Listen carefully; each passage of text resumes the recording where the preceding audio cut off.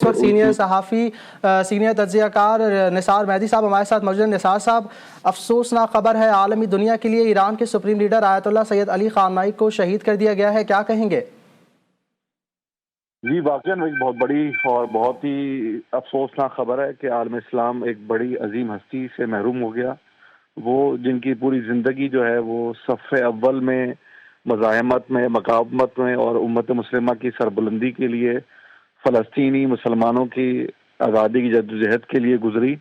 آج وہ جو ہے اپنی زندگی کے آخری دم تک جو ہے وہ اہم میٹنگ میں مصروف تھے، جہاں پر جو ہے وہ کہا جاتا ہے کہ امریکہ اور اسرائیل کی مشترکہ کارروائیوں میں 30 کے قریب جو ہے وہ بم برسائے گئے تھے ان کی رہائش گاہ پر،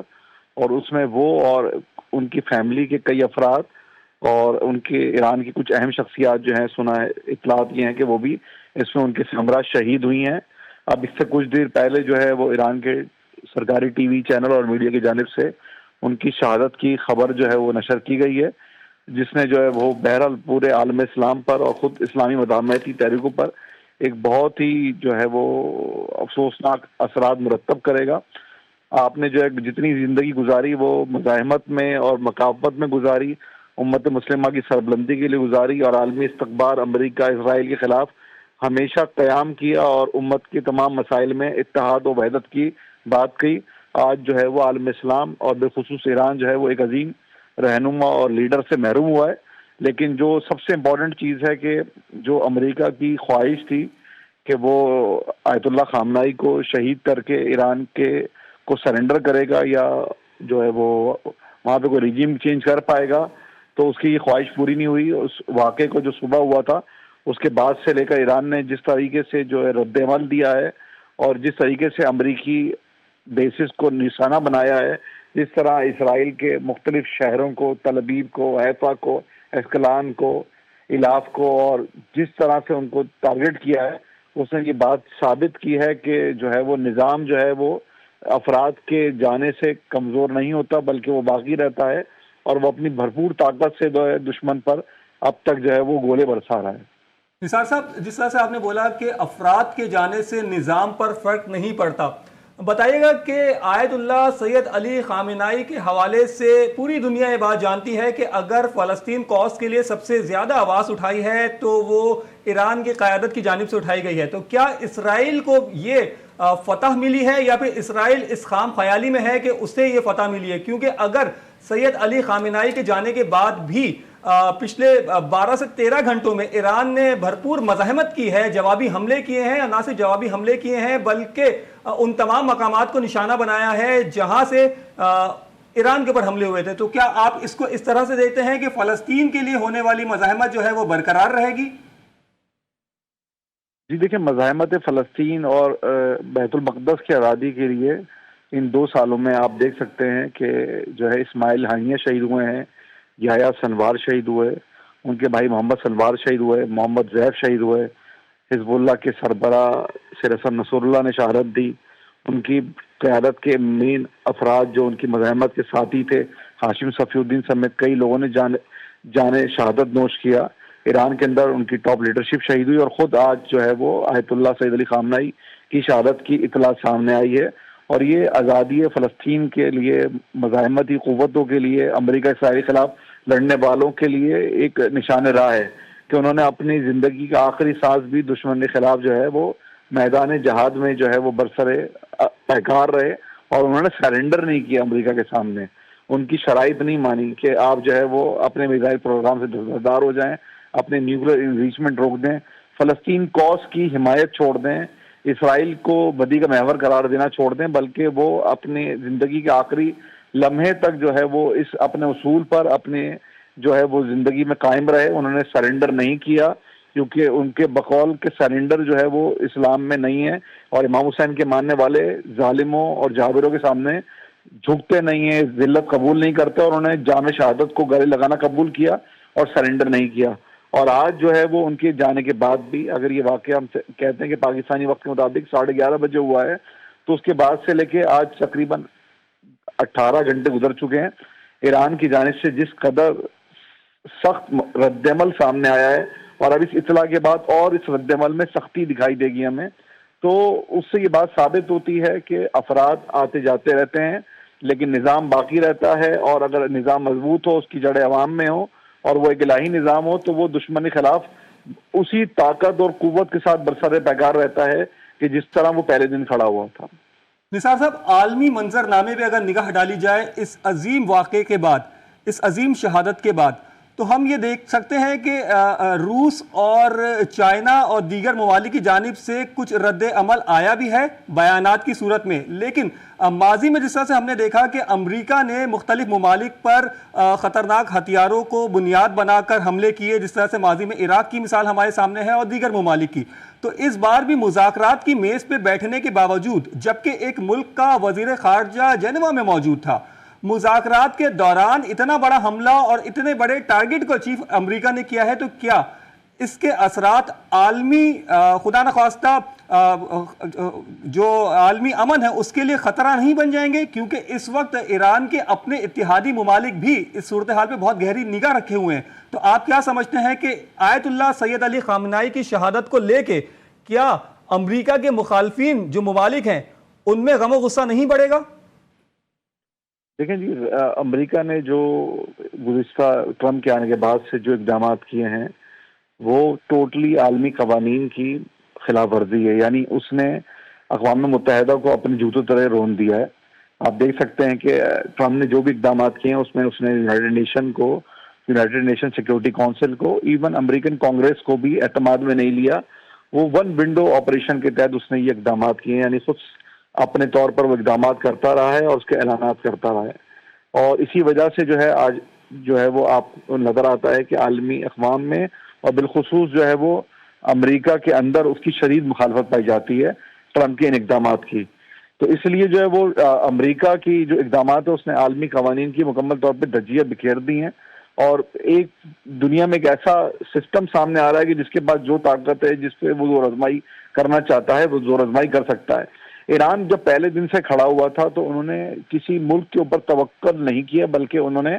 جس ذات سے ان کا تمسک تھا وہ پروردگار عالم کے ساتھ ان کا تمسک تھا، اور وہ اسی پہ توکل کے ذریعے آگے بڑھ رہے تھے، تو اس لیے ان کو کسی کی امداد کی ضرورت نہیں رہی، نہ انہوں نے محسوس کی، اور وہ اپنے طور پر اپنے اس مشن کو آگے بڑھاتے رہے۔ اور آج آیت اللہ خامنہئی کی جو شہادت ہوئی ہے اس نے یہ بات ثابت کی ہے کہ جو ہے وہ دشمن کے سامنے آپ جو ہے وہ برسر پیکار رہیں، اور جو یہ آپ کی زندگی ہے یہ اوپر والے کی امانت ہے۔ تو انسان جو ہے وہ راہ حسینی کا اگر انتخاب کرتا ہے تو اس میں جو ہے وہ شہادت جو ہے وہ آپ کی آگے کی منزل کے لیے ایک آپ کے لیے نعمت خداوندی ہے۔ بالکل، ہم نے ماضی قریب میں یہ خبریں بھی سنی تھی کہ شاید آیت اللہ علی خامنہئی کی جان کو اگر خطرہ ہے تو ان کے لیے یہ آفرز تھیں یا یہ پروپیگنڈا کیا گیا تھا اسرائیل کی جانب سے کہ وہ ماسکو جا سکتے ہیں، روس جا سکتے ہیں، لیکن ایرانی حکام اور خود آیت اللہ خامنہئی کے دفتر نے اس بات کو تردید کی تھی اور کہا تھا کہ ہم اپنے گھر میں ہیں اور اپنے گھر میں ہی رہیں گے۔ جس طرح سے ٹیپو سلطان نے کہا تھا کہ شیر کی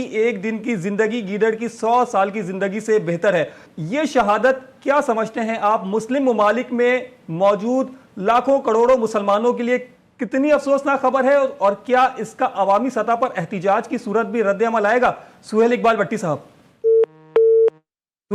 صاحب ہمارے ساتھ لائن پہ موجود نہیں ہے۔ نثار صاحب، اگر آپ نے میرا سوال سنا ہے تو آپ اس کا کیا جواب دیں گے؟ دیکھیں، دنیا بھر کی جو آزاد حریت پسند لوگ ہیں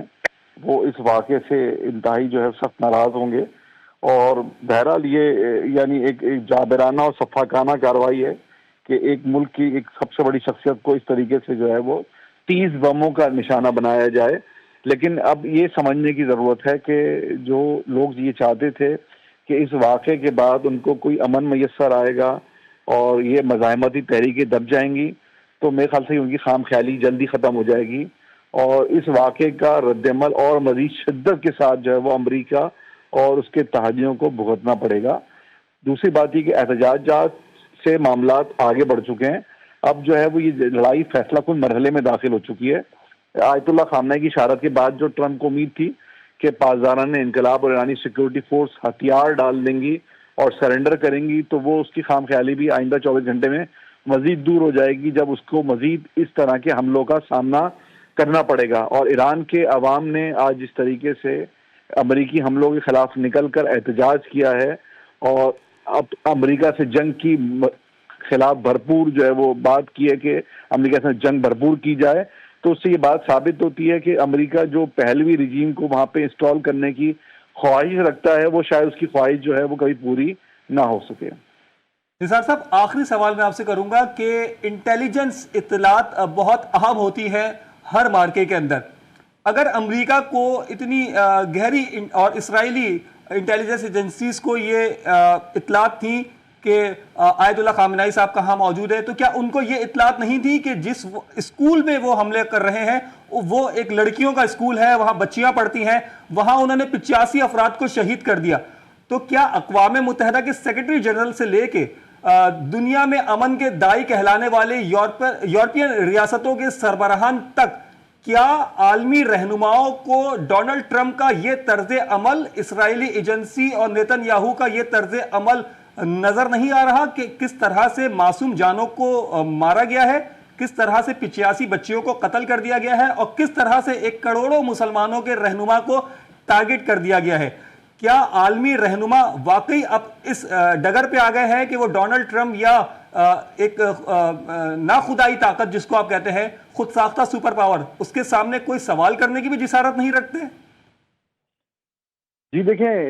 یہ وہ دنیا ہے، یہ مغربی ممالک وہ گٹھ جوڑ ہے جو دنیا پہ اپنا تسلط چاہتے ہیں، جو دنیا کے وسائل پہ قبضہ کرنا چاہتے ہیں،